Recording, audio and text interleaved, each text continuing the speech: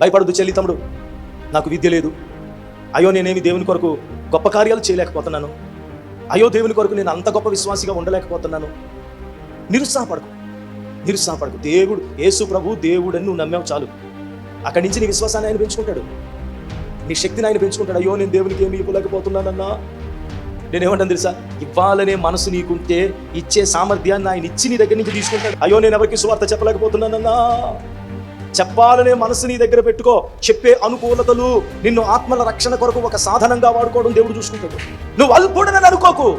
దేవుని బిడ్డ, నువ్వు దేవుని కృప పొందడానికి, దేవుని ఆశీర్వాదం పొందడానికి, దేవుడు ఈ రోజు నీకు ఇవ్వబోతున్న బహుమానం పొందడానికి నిశ్చయముగా చెప్తున్నాను, ఈ రోజు నీ ప్రమేయం లేకుండా, నీ విశ్వాసముతో సంబంధం లేకుండా, నీవు దేవుడు, యేసు ప్రభు దేవుడిని నమ్మి కొద్దిపాటి విశ్వాసంతో వచ్చిన నీ కొద్దిపాటి విశ్వాసమును బట్టే దేవుడు ఈ రోజు అద్భుతం చేయబోతున్నాడు.